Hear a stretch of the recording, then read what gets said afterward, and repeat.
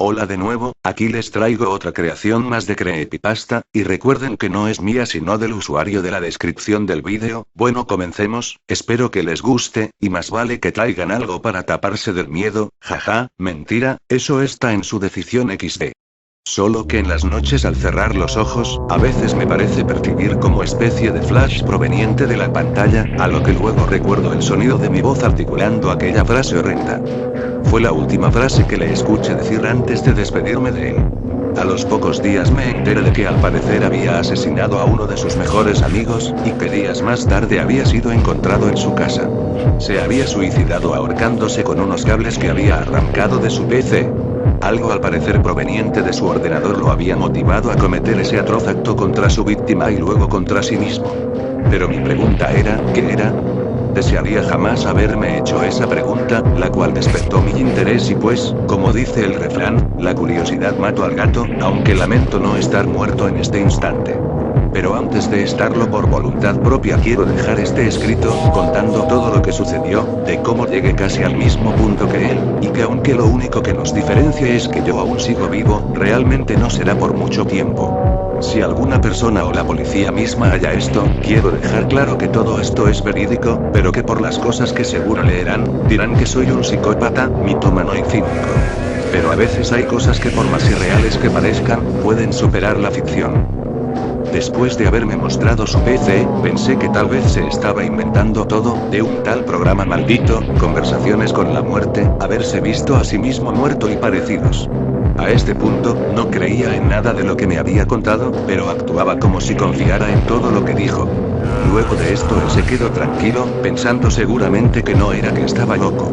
Sinceramente no me gusta mentirle a nadie, pero en el estado alterado que estaba, temía que fuera a cometer una locura.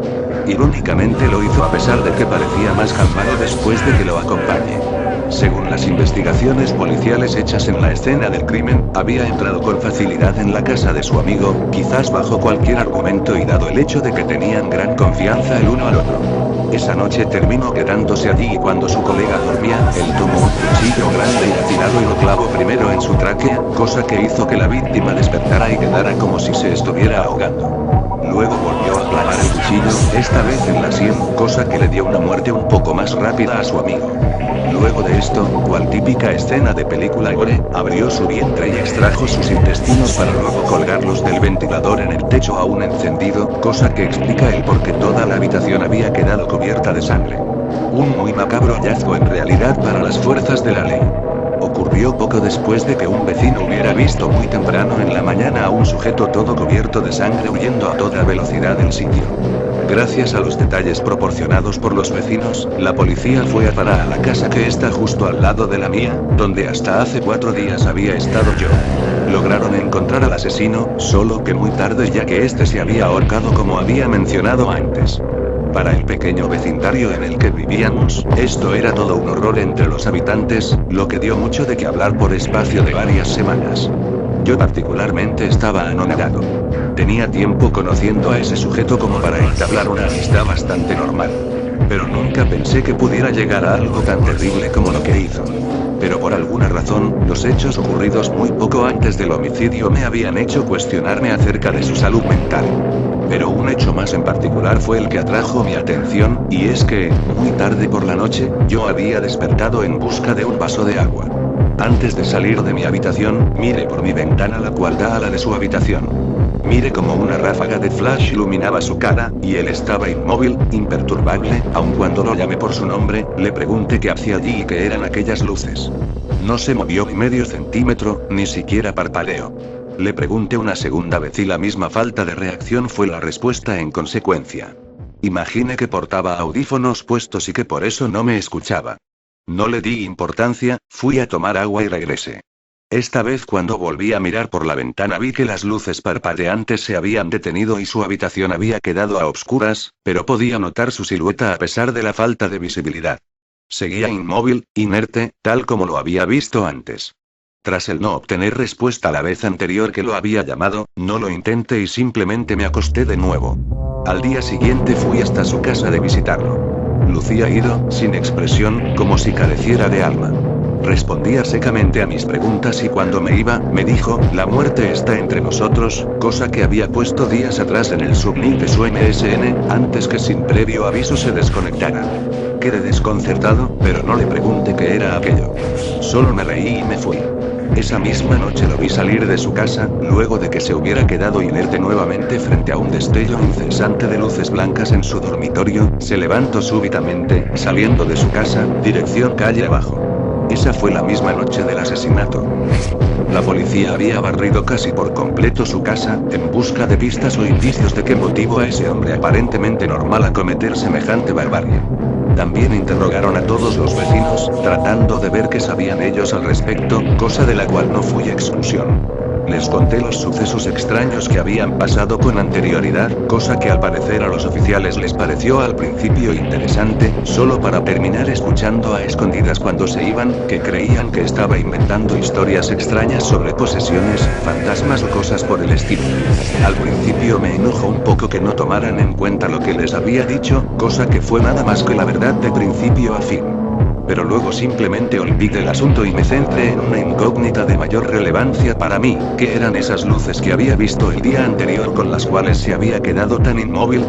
Rápidamente se me ocurrió entrar a su casa y averiguarlo en su habitación, pero había un detalle. Su dormitorio era una escena del crimen y por ello estaría fuertemente vigilado.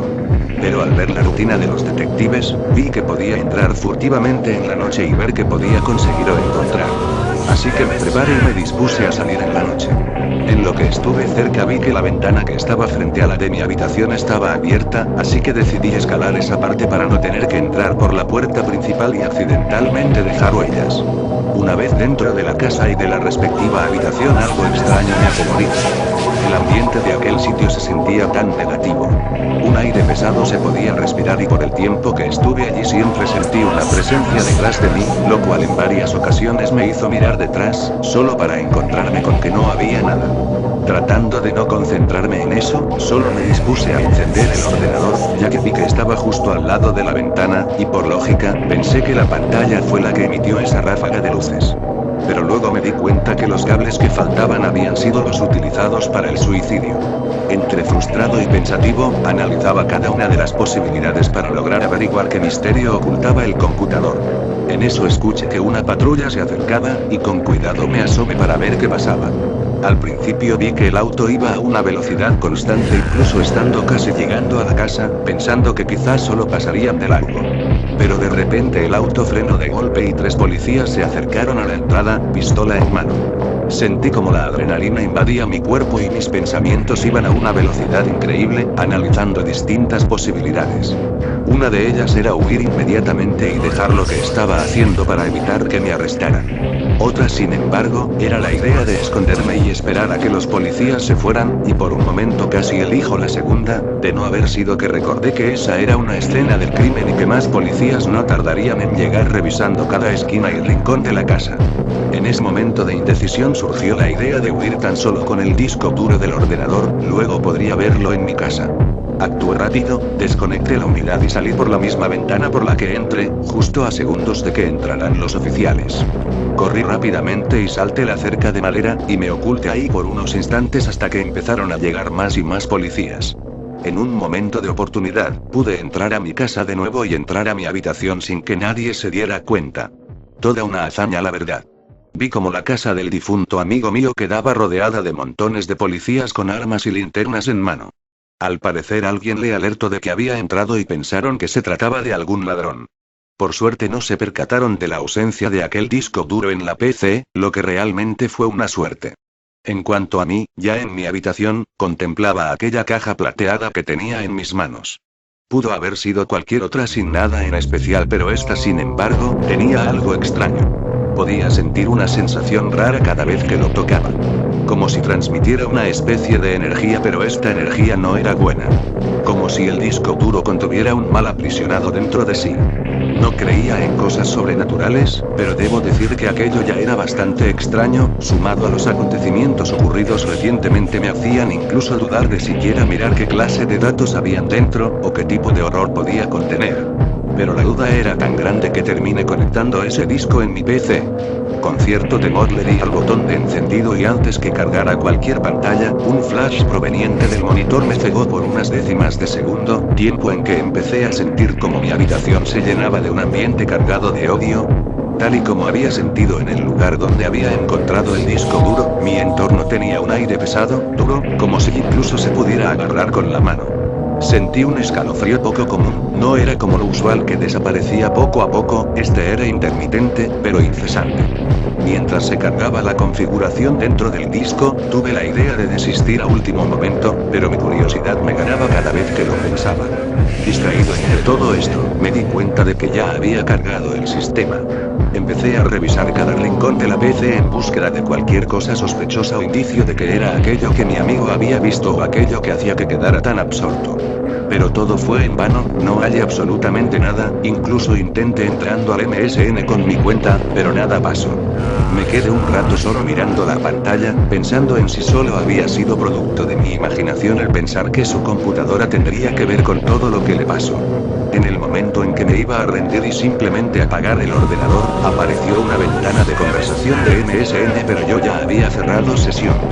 Lo que sentí en ese momento fue una mezcla de euforia por haber encontrado al fin algo extraño, y asustado porque me recordaba lo que me contó el anterior dueño del disco duro. Y tal como me contó acerca de quien le había hablado, el extraño no tenía nombre ni dirección electrónica, y su imagen, un fondo negro con siluetas moviéndose. Me preguntó, ¿cumplió con su destino? Nervioso, vi que se refería a mi amigo, a lo que le pregunté, ¿era ese su destino realmente? Aquellos que tienen la oportunidad de contactarse conmigo, solo conocerán eso para lo que nací. Y tu destino será al igual que el alma de tu compañero. Sinceramente en este punto empecé a sentir un pánico progresivo, imaginando la posibilidad de morir siendo un asesino. Pero inmediatamente lo miré como algo carente de sentido, ya que un extraño a través de la web no podía impulsarme a tal acto. Enseguida el extraño escribió: confiar en lo que tus ojos ven te harán cumplir el destino que tarde o temprano cumplirás.